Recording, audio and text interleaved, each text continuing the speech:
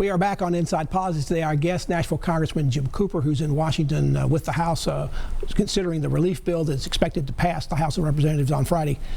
Congressman, when we spoke a few months ago, your Democratic Party had all kinds of candidates running for president. Now you're down to two. Are you supporting Bernie Sanders or Joe Biden? I think Tennesseans and the party's pretty much decided that Joe Biden will be our nominee. That seems to be an overwhelming lead that he's got in the delegates, and we've got to pull together and be unified. So what do you advise the candidates to do right now? We only have one president. Should you ask both of them to speak out forthrightly about this, criticize the president if they think he needs that, or should you just let the president lead at this point? And if they don't talk out or speak out very much, aren't they going to kind of fade back into the public background? People even forget there's an election coming up? Well, Pat, I think at a serious time like this, we need to put politics aside, because I think people put human life first, and then they want the economy to roar back. And I wish both parties would stop talking politics and just focus on this. Once this problem is solved, we'll have plenty of time to do politics. Now, you're seeing the party primaries that selected delegates for this summer's convention. First, is the convention even going to be held given the pandemic?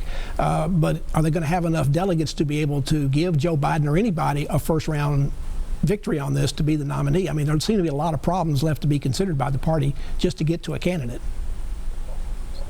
Pat, you're exactly right. Once again, if they're canceling the Tokyo Olympics this summer, it's likely that political conventions will at least be adjusted, if not curtailed. So no one has ever played with a rule book like this. How can you have consensus? And we face this even on the House floor today. How can you have 435 people get together in one room without all infecting each other, since we know several of our members already have it and probably others don't know they have it? How safe do you feel in Washington? How safe do you feel in Washington right now? As you said, 435 people from all over the country. Somebody might have the virus. More than one person. You have to go ahead and assume they've got it. A number of folks have revealed that they have it, or a staffer or a loved one has it. But if we are stupid about this and go ahead and infect each other, then we'll all suffer.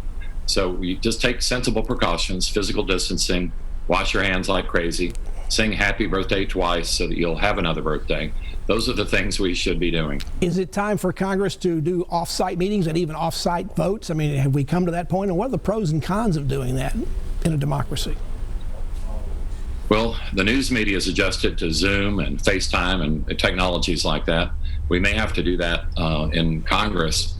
Now, there's nothing like an in-person meeting. There's nothing like a human interaction where you can look somebody in the eye and really look at their body language and understand what's going on. So I hope we can return to that day. And if history is any guide, we got over the 1918 influenza. It took several years. We'll get over this. How's your family? I know you, and more importantly, have you had to curtail your visits with your new grandson? That would be tough. Well, I have reduced my visits to him, and I see his picture every day. But I'm trying to do what I can. I have to go to the grocery store every couple of days to try to get supplies for home. And I was thankful to finally find some toilet paper. Hadn't found any for about 2 or 3 weeks. Where'd you find it? We're getting low. That is an emergency when that happens. How's your staff? I know you took a lot of precautions early on to try to protect them. They're still okay? Well, actually, several staff members have it. So that's one reason we are teleworking. They are recovering nicely, thank you. But it's scary. This is much more widespread than people know. Once the NBA shut down, you realize that this is everywhere. Boris Johnson, the leader of England, has it. Angela Merkel, the leader of Germany, may have it. The Queen of England is hiding from it. This disease does not favor or discriminate against anybody. Here in your district, you face the additional challenge of this area having to recover from the March 3rd tornado. As far as you can tell, is the federal assistance from FEMA, the Small Business Administration, and the others doing well down here? Are they doing their job? Well, we did face the double whammy. I was proud of FEMA for coming quickly after the governor's emergency order, and they set up 3 different sites. I hope everybody applied for help that needed to, because they were, trying to be in North Nashville and East Nashville and Germantown and Mount Juliet and Hermitage, but also all the way up to Cookeville.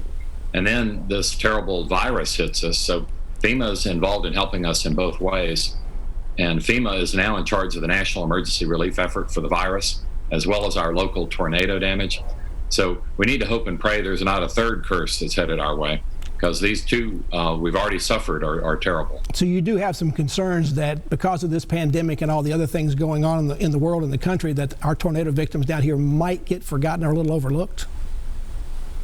Well, we need to make sure they get all the federal help that they can possibly get, and that means applying for it and showing the government some paperwork so that you really are, for example, the homeowner and your roof really was caved in. And it's like an insurance claim. You have to show the adjuster that the damage was suffered. But we can do this, and we can also get the help that is being promised in this emergency relief package. The government has rarely ever in American history made direct cash payments to every citizen. And this is every citizen who makes less than $99,000 a year. For couples, less than $200,000. Also, the unemployment insurance being beefed up. Congressman, thank you so much. Congressman, we're out of time. We appreciate you being with us today. Stay safe and well. And thank you all for being with us on Inside Politics this week. Hope you'll be back here again for a future show. If you can't get enough politics in the meantime, go to News Channel 5 website. You'll find my Capitol View commentary there. There's new commentary posted every Friday afternoon. Enjoy the rest of your weekend, and we'll see you back here next time. Goodbye.